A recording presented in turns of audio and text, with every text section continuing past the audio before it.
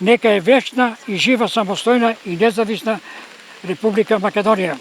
Татковината мора да се брани и одбрани, да се брани нејзината слобода и националниот интегритет. Со рецитал, едноминутен молк и положување свежо цвеќе кај алејата на народните херои во Штип, представници од локалната самоуправа, политички партии, делегации, роднини и пријатели му дадоа чест на Љупчо Арсов.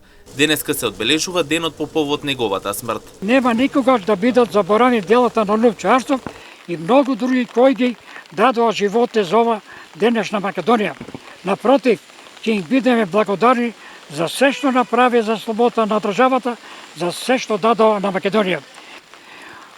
Во 1944 година станува член на Централниот комитет на Комунистичката партија.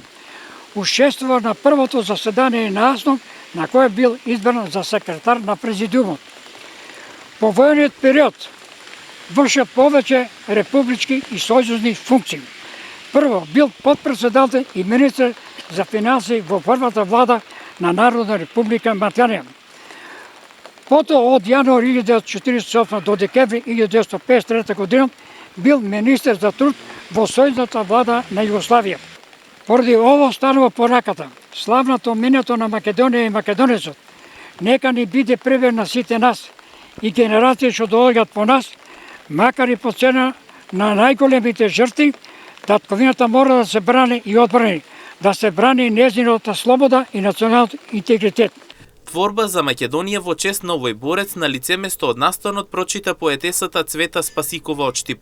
Со својот рецитал таа го потенцираше значењето на нашата историја.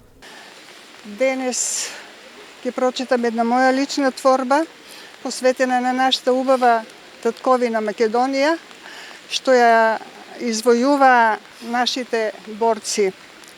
Убава си, Македонијо, те личат тебе сини езерски очи, гори зелени со пој на птици, планини вишни со чекор на дивокози и срни.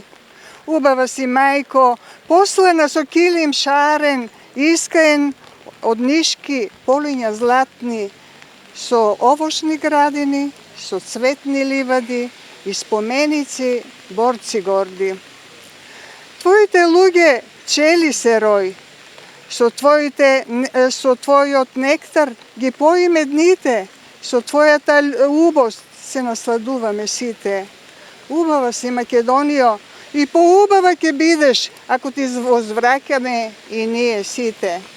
Во оваа земја не се умира, овде како феникс од пепелта се извишува, еден збор запишува Македониум. Благодарам.